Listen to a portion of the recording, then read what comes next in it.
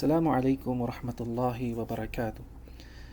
Mga minamahal kong kapatid sa pananampalatayang Islam, mabilis na lumilipas ang panahon at sa bawat pag-ikot ng kalendaryong Islamiko, binibigyan tayo ng Allah subhanahu wa ta'ala ng mga natatanging pagkakataon upang linisin ang ating mga puso at dagdagan ang ating mga pahina ng mabubuting gawa.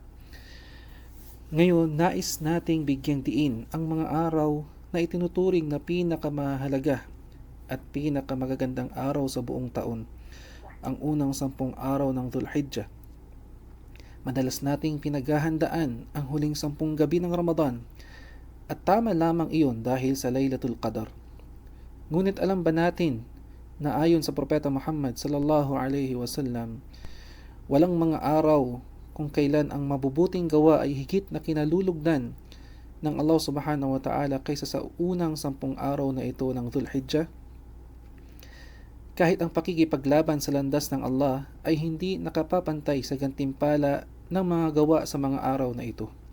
Maliban na lamang kung ang isang tao ay lumabas, daladala niya ang kanyang kayamanan at ang kanyang sarili at wala nang naibalik na anuman sa mga ito. Bakit ba napakahalaga ng mga araw na ito? Una, sumumpa ang Allah subhanahu wa ta'ala sa marangal na Quran sa Suratul Fajr, na kung saan ang Allah subhanahu wa ta'ala ay sumumpa sa bawat gabi ng mga araw na ito na nagpapatunay ng mataas na antas at kabanalan nito.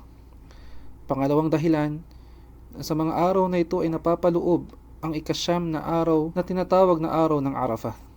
Ang pag-aayuno sa araw na ito ay may napakalaking gantimpala na kung saan pinapatawad nito ang mga kasalanan ng nakaraang taon at ng susunod na taon. At kabilang rin dito na sa mga araw na ito, dito lamang ang panahon sa buong taon kung saan nagsasama-sama ang mga pangunahing haligi at obligasyon ng Islam.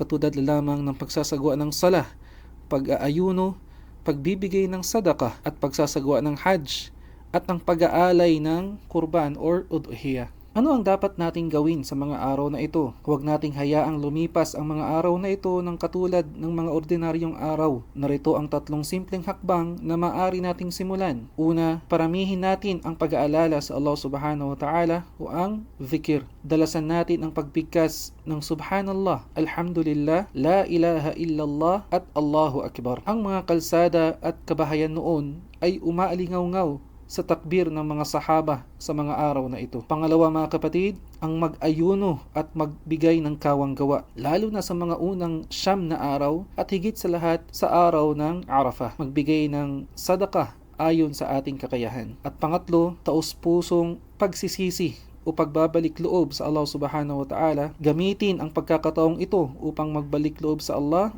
humingi ng kapatawaran sa mga lihim at hayag na pagkakamali at pagkakasala, at ayusin ang relasyon sa kapwa. Mga kapatid sa pananampalatayang Islam, ang mga araw na ito ay isang regalo at biyaya mula sa Allah subhanahu wa ta'ala.